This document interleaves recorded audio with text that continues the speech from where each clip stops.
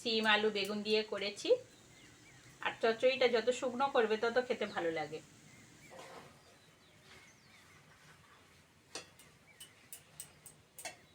নমস্কার বন্ধুরা, লক্ষ্মী রান্নাঘরে সবাইকে স্বাগত।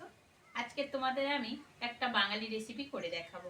একটা বাঙালি রেসিপি হয়ে গেছে, ভাত হয়েছে আর সঙ্গে শাক চচ্চড়ি হয়েছে। তো শাক চচ্চড়িটা আগে তোমাদের সঙ্গে শেয়ার করেছি। আজকের আমি তোমাদেরকে করে দেখাবো বুটের ডালের কারি। সঙ্গে থাকো, ভিডিওটা দেখতে থাকো। ভালো লাগলে অবশ্যই সাবস্ক্রাইব করো, আর ফেসবুক থেকে দেখলে ফেসবুক পেজটাকে ফলো করে দিও। শাক চচ্চড়িটা হয়ে এসেছে, এবার বুটের কারিটা করবো। শাক চচ্চড়ি তো আগেই তো তোমাদের সঙ্গে শেয়ার করেছি, সেই জন্য শেয়ার করলাম না। আর এখানে দেখো বুটের ডালটা ভিজিয়ে রেখেছি বেশ অনেকটাই, বড়া করে দারুণ স্বাদের একটা রেসিপি করব, বাঙালি রেসিপি। চলো রেসিপিটা শুরু করি। আর শাক চচ্চড়িটা লাভিয়ে নিই, হয়ে গেছে শাক চচ্চড়িটা। এটা খেসারির কড়াইয়ের শাক চচ্চড়ি, খুব সুন্দর লাগে খেতে।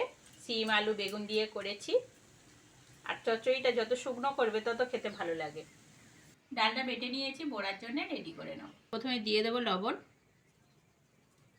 অল্প করে হলুদ, সামান্য লঙ্কার গুঁড়ো, আদা রসুন বাটা, ভালো করে ফেটিয়ে নেবো ডালটা।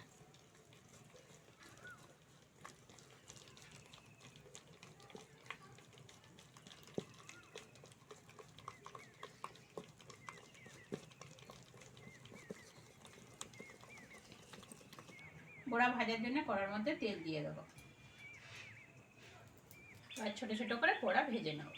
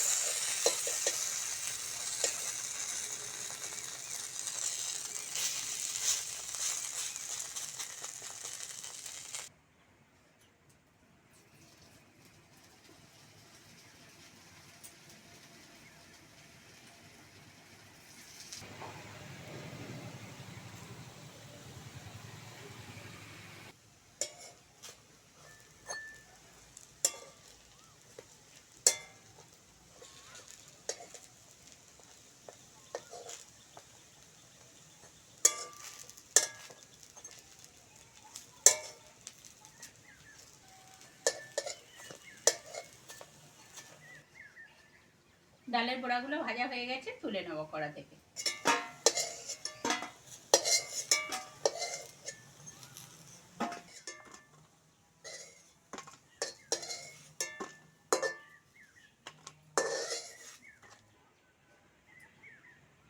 কুচনো পেঁয়াজ দিয়ে দেবো।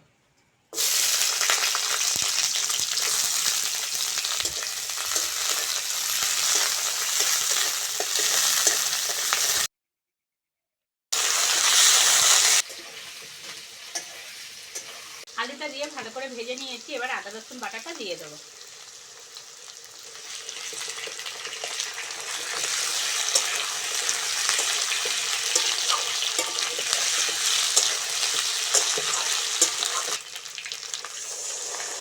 লবণ, হলুদ, লঙ্কার গুঁড়ো,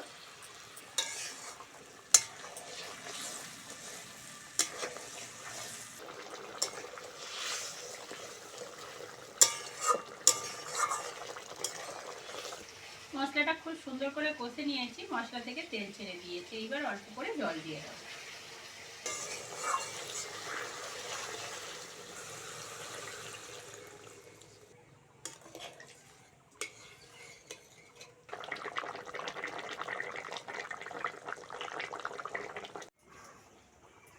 আলুগুলো সিদ্ধ হয়ে গেছে, ভেজে রাখা বড়াগুলো দিয়ে দেবো।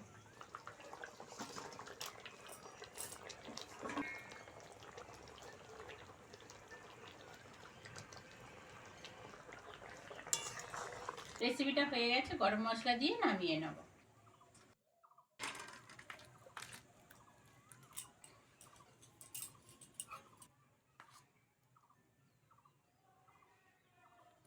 রেসিপিটা কেমন লাগলো কমেন্টে অবশ্যই জানাবে। আর আজকের আসি, পরের ভিডিওতে আবার দেখা হচ্ছে।